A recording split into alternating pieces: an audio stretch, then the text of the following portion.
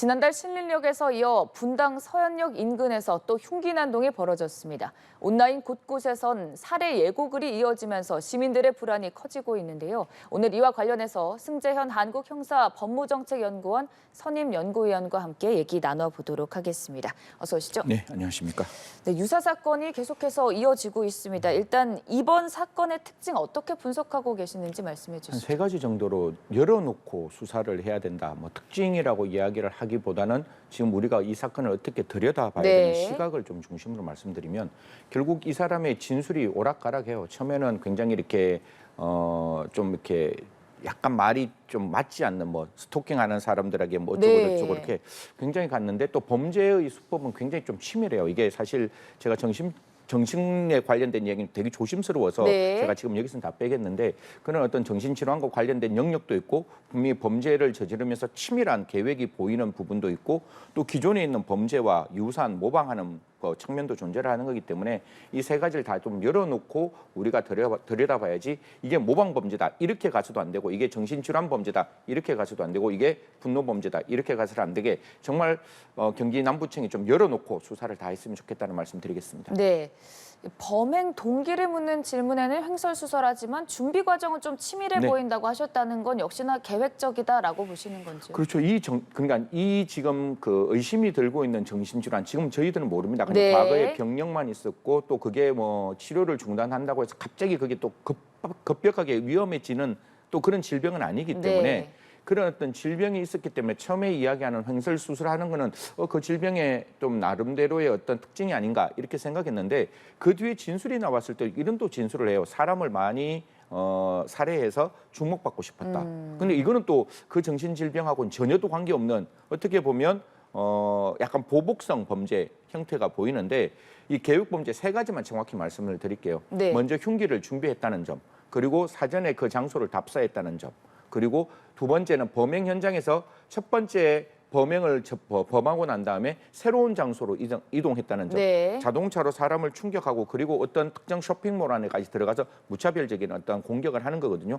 그리고 난 다음에 나오는 과정에서 굉장히 이렇게 변장을 하고 있는 거잖아요. 선글라스를 끼고 후드티를 입고 제가 영상을 여러분들은 보지 마십시오. 영상이 나와 있는 걸 몇 번 봤는데 마스크를 쓰는 듯한 모습까지 보이고 그리고 흉기를 버리는 과정을 시민들이 말해줘가 찾게 되는데 그러면 과연 정신질병이 있는 환자가 이렇게 정신질병이 있다면 이런 부분에 범죄를 저질렀을까? 분명히 앵커 생각에도 치밀한 계획성이 좀 보이는 거잖아요. 사전 답사, 흉기 준비, 범죄 장소에 대한 고의의 어떤 계속성 그리고 범죄 이후에 자기 범행의 어떤 그 은닉을 위해서 흉기를 버리는 점 그리고 변장을 뭐 이렇게 변장이라고 얘기할지 선글라스를 낀 그런 어떤 모습들을 보이면 제가 봤을 때 100% 정신질환의 측면에서 범죄가 이루어졌다고 보기는 힘들다 이런 말씀드리겠습니다. 네, 물론 지금 조사가 진행 중이니만큼 여러 가지 가능성을 열어두고 좀 얘기를 해봤습니다만 사실 여기서 그치는 게 아니라 온라인에서 계속해서 비슷한 범죄를 예고하는 글들이 속출하고 있거든요. 이 부분은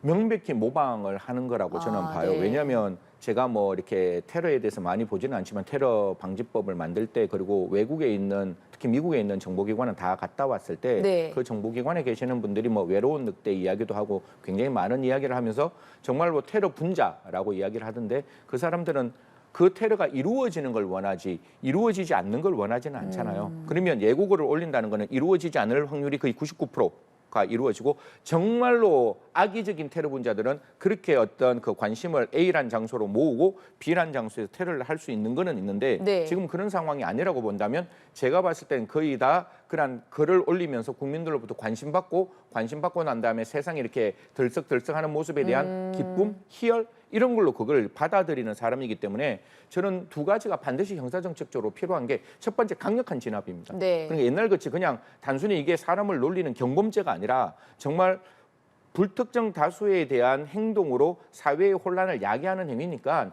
테러 방지법 좀 개정해서 이런 행위를 테러 예비죄로 좀 처벌하게 하고 뿐만 아니라 그 장소에 국가 공권력은 최대한 동원이 되어야 한다고 생각합니다. 그 장소에 그런 어떤 그 국가 공권력이 동원이 되면 그런 사람들이 내가 이런 어떤 글을 올렸다가 자칫 정말로 심각한 처벌을 받을 수 있거나 그는 국가가 보여주는 거잖아요. 그렇기 때문에 그런 장소에 뭐 국가 공권력이 왜 가니 이런 얘기하지 마시고 지금은 정말 위급한 상황이고 대한민국의 공포 상황에서 국민들에게 신뢰를 주기 위해서는 국가가 할 수 있는 최고의 가용 능력을 동원해서 국민들의 안심을 조금 도모시키는 게 필요하다는 말씀드리겠습니다. 현재는 그러면 그렇게 글을 게시하면 처벌을 어느 정도로 받게 됩니까? 이게 보는 것마다 다 다를 거예요. 옛날에 그냥 우리는 전례와 그다음에 그 과거의 어떤 판례를 좀 살펴볼 수밖에 없는데 과거의 전례는 만우절날 사람 놀리키잖아요. 그러면 그게 경범죄처벌법상 사회의 혼란을 야기하거나 사회의 뭐 이렇게 놀라움을 주는 그런 행위는 10만 원 이하의 경범죄였어요. 그러니까 안전한 사회에서는 그런 글을 올린다는 게 이루어질 수 없는 일이잖아요. 네. 그러니까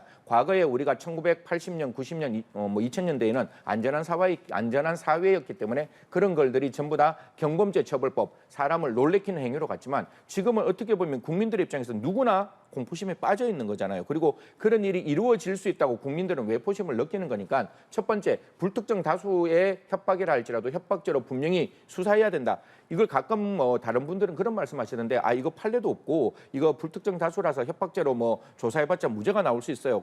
무죄가 나온다고 국가가 수사하지 않나요?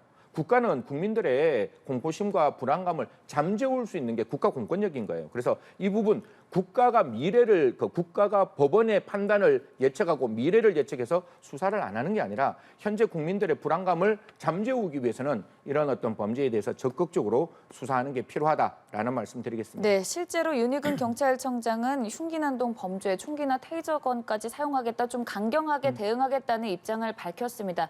사실 그럼에도 시민들의 불안감은 계속해서 이어지고 있거든요. 시민들은 좀 어떻게 하는 게 좋을까요? 저도 사실 저희 여식이 있고 저도 오늘 지하철 타고 오면서 네. 이렇게 지하철 내려갈 때 이렇게 뒤를 한 번씩 이렇게 보는 저부터도 그런데 저것이 매일매일 보는 게 그 강력 사건인 저도 불안한데 일반 시민들은 얼마나 불안하겠습니까? 윤희근 청장이 말했는 게 총을 쏘겠다, 테이저건을 쏘겠다는 게 아니라 정말로 그런 장소에 이런 어떤 행동을 하면 반드시 처벌하겠다 이런 네. 입장이니까요. 그게 제가 알기로는 99명의 스왓 그러니까 기동대까지 지금 가서 국민들의 시민들의 안전을 지키겠다라고 하는 거니까요. 적어도 테러글이 올라오는 곳에서는 그런 말씀드리지만 국민들의 입장에서는 경찰이 탁 서가 있고 그다음에 그 특공대가 서가 있으면 좀 마음이 좀 놓여요. 그래서 지금은 어떻게 보면 굉장히 위급한 상황이잖아요. 그래서 경찰 여러분들이 이 폭염에 굉장히 고생하시는 거 저도 알고 있지만 진짜 아까 말씀드렸다시피 가용할 수 있는 모든 인력을 좀 동원하셔가지고 이런 게 좀 잠재워질 때까지 우리가 코로나19 때 이런 얘기했습니다.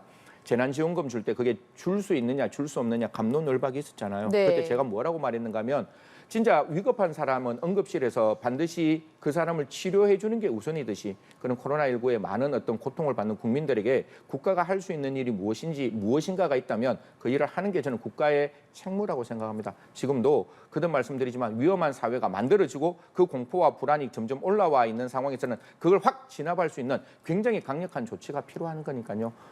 경찰 당국에서는 좀 적극적으로 주말 그다음에 다음 주까지 좀 노력해 주시길 부탁드리겠습니다. 네, 근데 지금 그 이전의 신림역 그리고 이번에 서현역 앞으로의 뭐 예고글을 게시하는 패턴을 보더라도 다 어떤 역, 인파가 많은 곳들이라는 공통점이 있거든요. 이건 어떻게 분석해요? 그래서 제가 테러 방지법을 개정하자는 거예요. 그러니까 예를 들어서 지금 올라오는 글이 제가 봤을 때 그 사람들이 어떤 의도로 올리는지는 모르겠지만 네.